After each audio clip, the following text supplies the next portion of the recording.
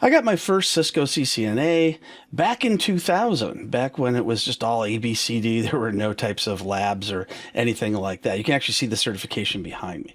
I've got many certifications since then, but I've been in this business a long time. And Meraki is just something I'm not comfortable with.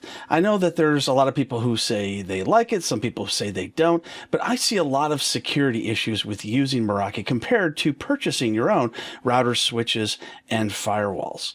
First off, you've got various different vulnerabilities when it comes to the VPN service, but I also know that pretty much every VPN service out there has some sort of security risks. So I'm not going to completely blame Cisco on that. But this dependency on cloud connectivity is a real problem. If the internet is down, then access to the management dashboard is unavailable, and that can prevent you from making time-sensitive changes. So let's say you're being attacked either from the inside or from the outside, and all of a sudden they've blocked your access to Cisco Meraki's dashboard.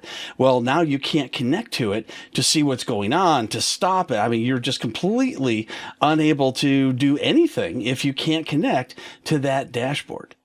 Another problem I have is with this dependency on remote support.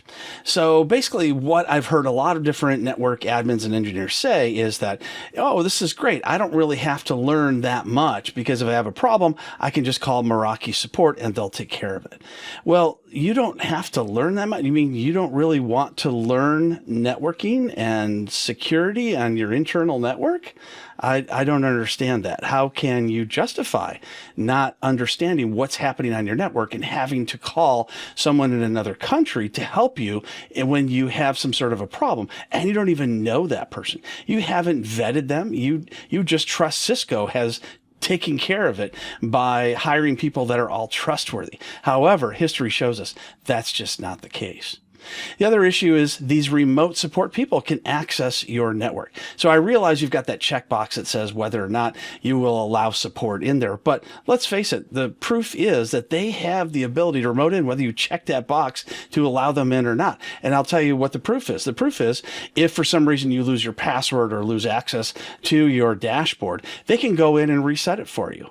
Well, if you don't have that checkbox checked and they can still reset it for you, that tells me they still have access to everything that they want to have access to.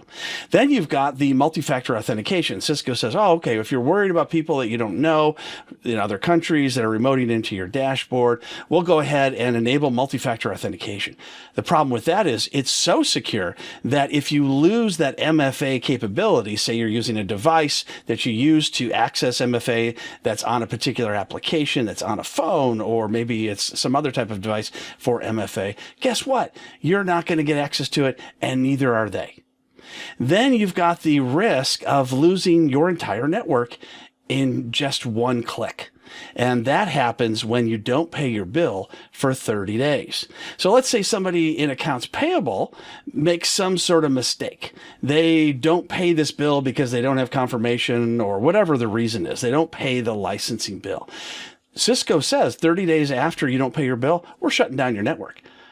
Who would agree to that? Why would anyone agree to that? So for all these different reasons, I just see lots of problems with using Meraki instead of purchasing your own devices. Now, I'm not saying you just need to purchase the Cisco devices. I've used many of the Cisco 2000 and 3000 series switches over the last several decades. However, there's many other good brands that are out there as well. So you don't have to be stuck with just Cisco if that's what you don't want. And once you purchase those devices, then you can hire a local MSP or engineer, somebody you know, somebody you can vet. And if you have any kind of problems, you can call them to have them assist you. And you don't have to have internet access to do it.